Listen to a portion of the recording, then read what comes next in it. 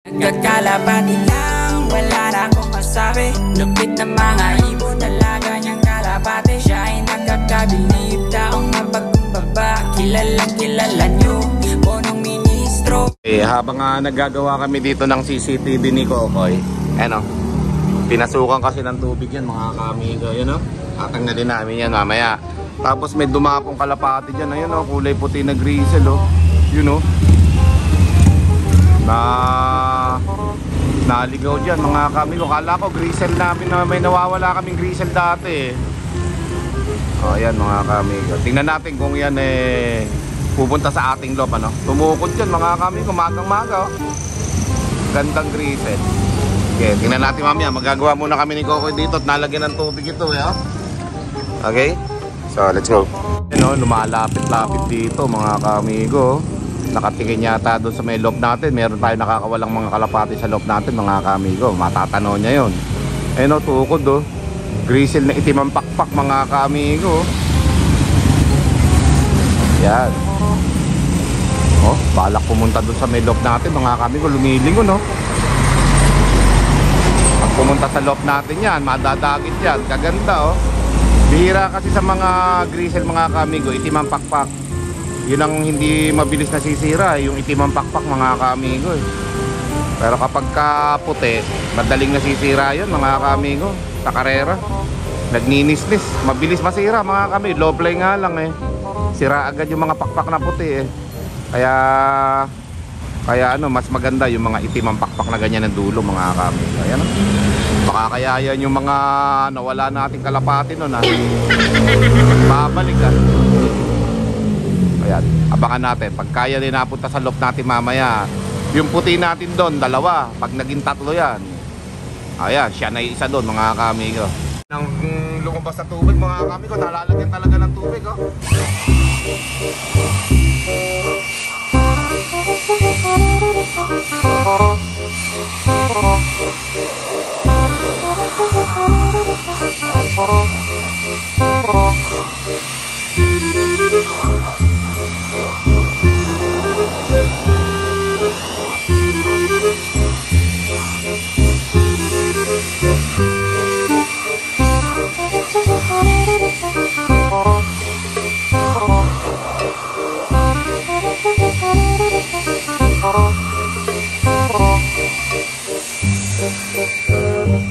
Magang-maga namin ginawa ni Kokoy ito kasi pag mainit na, mahirap nang gawin At saka ayaw puntahan ng technician na pinagpagawaan ko ng CCTV na to. Yung installer nito, tamad. Ilang beses na ako nagsasabi sa kanila na daanan, gawin, palitan yung CCTV kung kinakailangan. Kasi pinupuntahan po ng tubig mga kamigo Dapat to meron silto dun sa mga butas-butas para hindi pinapasok ang camera. Tingnan nyo mga kamigo. May tubig sa loob. May tubig Medyo nabawasan na ng konti. Kailangan mawala yung tubig na yung mga kamigo para lumino yung camera. Okay, Koy, hawakan mo. Habang yung kalapati dyan, naantay natin na yan lang Mamaya bababa na dun yan. Kinalag na namin yung CCTV camera na mawala yung tubig mga kamigo. Tingnan natin dito kung matanggal na yung tubig. Ayan diba? Nawala na. Pati dito sa camera Kaya lang mga kamigo, siguro nung nabasa itong camera na to, yung lens, sa sobrang init ng lens, kasi 24 hours a day ang andar nito. Ayan medyo nag-crack na yung lens niya sa sobrang init siguro niyan. At nabababad sa tubig. Ayan, nag-crack ng konti. Hindi malaman ngayon sa view ng camera niyan kung malino pa o meron ng blurred yan pagka tapos namin ibalik ito Ayan nagtanggal kami, ayaw pupunta ng mga technician magaling lang mag-install, pero pagka may nasisira sa CCTV, hindi ka pupuntahan talaga, mga gunggong talaga. Last na yun, hindi na ako magpapagawa ng CCTV sa kanila. 2 bahay ko yung in-installan nila. Pag nasisira, ayaw puntahan Tapos na kami mga kamigo. Yan na. Kaya dahil nga pinapasukan ng tubig mga kamigo, nilagyan na namin ng tape dito sa hangganan ng CCTV. At ibabaw yan So, nilagyan na rin namin ng tape dito. Baka sakaling kahit papaano pag malakas ang ulan, hindi papasokin ng tubig ito mga kamigo. Ayan o. Ayos. Tapos yung lens niya, okay na. Wala nang tubig mga kamigo. Tapos na kaming gumawa ni Kokoy ng CCTV, no? Minsan nagiging din ako technician mga kaamigo. Ako din ang gumagawa ng mga nasisirang mga ano-anong wirings dito sa bahay. Nagiging electrician din ako paminsan-minsan. Minsan engineer ako. Minsan doktor ako mga kaamigo. Veterinaryo pa rin ako paminsan-minsan mga kaamigo. Iba-ibang talent ang nagagawa ko pagka nandito ako sa loft, no? At katulad nga niyan, ginawa namin yung aming CCTV kasi nga po, hindi na makita yung mga tao sa labas ng gate ko pagka may bibisita dyan. Hindi ko alam, may tao pala sa labas, hindi ko nakikita sa CCTV. O ngayon po mga kaamigo, tanaw na tanaw. Kung sino man yung pupunta dito sa aming bahay, gate pa lang, kita ko na kayo. Tara, tingnan natin mga kaamigo. Maganda na yung CCTV ko, maliwanag na mga kaamigo. Let's go. O yan na mga kamigo, yung labas. Kaya kapag may tao dyan, tanong na tanong ko kagad pag may bisita tayo na dumating. Tapos available din yung parking ko na yan sa mga bisita ko. Aalisin lang yung bakal na kulay green na yan. Yan.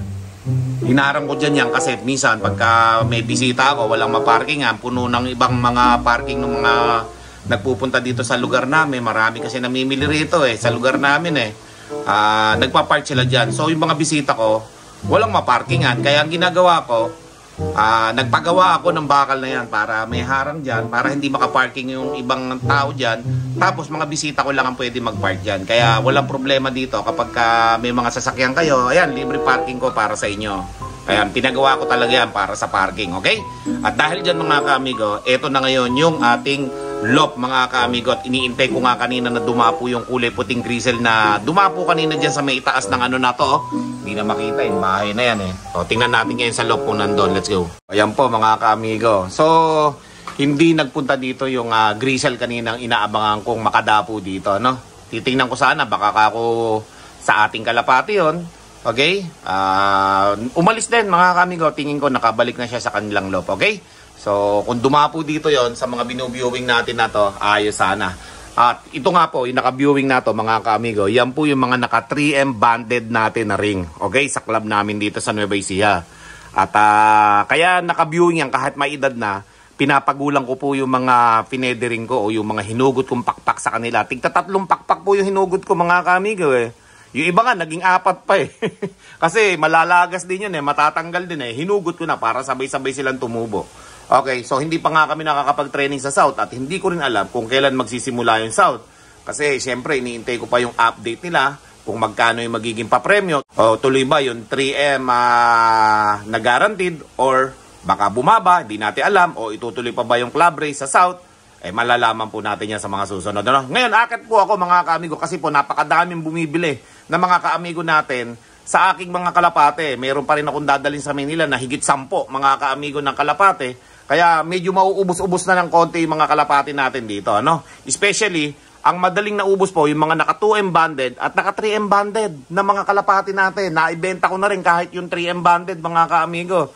Wala ganun talaga kesa naman hindi matuloy o hindi natin alam kung matutuloy in-out ko na yung mga champion line natin mga kamigo. Mga anak ng champion po na nabili ko, yung mga naibebenta ko tuloy. Kailangan po kasi quality yung naibebenta natin para pagka pumalo yung kalapati sa kanila, nanalo, babalik po yung ating mga customer. Kaya masarap magbenta ng magagandang kalapate sa mga customer natin para babalik po sila in the future. Okay? So, ayan po mga kamigo, samahan nyo at marami akong pipiliing mga kalapati ngayon sa ating loft. Let's go! Yung mga kaamigo, dito tayo sa ating mga breeder. Oras na para yung mga breeder natin dito mga kaamigo. Tulad nito, yan nabili natin champion, tapos yung ating anak ng champion. Ayan mga kaamigo, mga nabili natin yan at binigay sa akin. Okay? So, ito yung mga anak nila na malalaki na. So, pwede na nating awatin ito kasi hindi naman na tayo magbe-breed. Kaya papaalis na natin yung babae, mga kamigo. Kasi, kaya babae yung pinipili natin i-alis kasi yung tatay o yung cock, yan po yung madalas magsubo sa ating mga YB. Okay, kahit na malalaki na. Yung hen po kasi, ang iniisip niyan kung paano uli mangingitlog. Okay? Kung paano sila makapagpaparami ng kanilang lahi. Yun ang iniisip niyan. Kaya, lagi nasa pugad yan mga kamigo, hindi masyado nakakapagsubo sa mga anak. Okay? So this time kasi 21 days na yung mga YB natin. 20 to 21 days. Aawatin na po natin yung mga hen natin. Lahat ng mga malalaki na anak tulad niyan. Eto, tulad nito, ng itlog, oh. Ayan, oh, medyo basa-basa pa itlog, mga kamigo. Ng itlog, magang-maga. Okay? At Japan din to, mga kamigo, eh. Anak ito ng first overall champion. Okay? At malalaki na nga yung mga anak, mga kamigo. 20 to 21 days. Ayan, oh. Tulad nito. USA bird natin. Ayan, oh. Mga kamigo. Malalaki nang masyado yung mga pakpak nila, kaya pwede nang awatin yung mga breeder natin. Pwede nang alisin dyan. Yan o, mga kamigo. Mga inbred po kasi itong karamihan na ginawa natin, eh. Kaya matataas ang dugo ng mga YB natin na yan. Ito, Japan. Anak ng first overall, mga kamigo. Yan o. Tapos to, alisin na rin natin yung itlog na ito kasi ano na rin naman ito. Hindi na rin naman ito itutuloy. Okay? Ayan, oh, bagong itlog, oh. Mainit-init pa, mga kamigo. Dito hindi pa naman masyado, mga kamigo, at medyo may kaliitin pa. May kaliitan pa yung mga pakpak, mga kalapati dito. 2 weeks pa lang to, eh. Pero gaganda ng mga YB natin sa inbred, mga kamigo. So, ang iniisip ng ano niyan, ng dalawang breeder natin, mag-itlog na sila. Nagpe-prepare na mag-itlog yan. At hindi pa natin naawatin ito, mga kamig, at medyo bata pa yung mga anak nila, no? Yan. Ito isa, pwedeng pang ano to, mga kamigo, pang out. Kasi naka ano yan, naka 3M banded. Yan. At medyo late na to, mga kamigo, sa 3M banded. Inbreed po yan, ng inbreak, mga kamigo. Pa-inbreed yan. Yung isa pwedeng ilaban yun kasi pang 2025 yun yung isa. Ngayon December na laban, medyo late na yung isa, kaya pwedeng i-out yung isa o pwede ko na lang di-ista kasi inbreed po yan, mga kamigo. Ayan, o. Tapos dito may nakabili na rin po kasi dito sa mga palahi natin, sa mga anak ng champion, eh, mga kamigo, eh. Saka talaga mga lahi ng mga Japan natin, mga kamigo, magaganda yan, eh. Mga speedbird, dumudulo, mga kamigo, yung mga yan. Kaya nagbi-breed ako niyan, panlaban natin. Pero may nakabili na, hindi na ako nakatanggi, mga kamigo. Dito naman, John Arden natin at saka kay Jet Fighter, medyo malaki-laki na yung anak nila. Medyo malaki na, eh. Kaya ayos yan, mga kamigo. Yan, o, parang off color pa yung isa yan. Mapusyaw ang kulay nung lumabas, eh. Nag-aanap na naman nata, manghihitlog na naman yata si Jet Fighter, mga kamigo. Pero last clutch na po yan. Last clutch na yan. Pagkatapos yan, okay na, mga kamigo. So dito naman sa may Basra na to, mga kamigo, yung isa dito anak ng champion, yung isa dito anak na ng Basra. Yan, pinaampong ko sa kanila isa dyan, eh. Checkered, no? Checkered ang anak ng champion dito, mga kamigo. Saka nung finisher Santa Ana, 60 overall champion natin. Yan, ito yung naging anak nila. Yan, isang yan. Tapos yung velvet na may suksok na kulay puti na yan, mga kamigo, anak nila yan, third overall na babae. At saka yung Basra natin na galing kay Mentor. Yan, yan o, mga kamigo. At masubukan yan sa 2025, mga kamigo. Pero pagka meron nga humihirat, mga kamigo, hindi makatanggi. Hindi makatanggi, mga kamigo. Kaya minsan na-out natin yung mga kalapati natin. Okay? So yan po, titigin pa tayo doon ng mga dadali natin sa Maynila, mga kamigo. Madami yun, 10 pa yung dadaling ko, o 11 yata yung dadaling ko sa Maynila, o 12. Huli ka! Kaya pala, ha, may itlog ka pala, ha.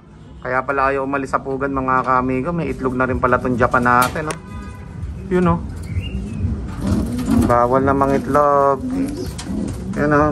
May itlog ng isa. Tapos aawatin na rin natin to, mga kamigo.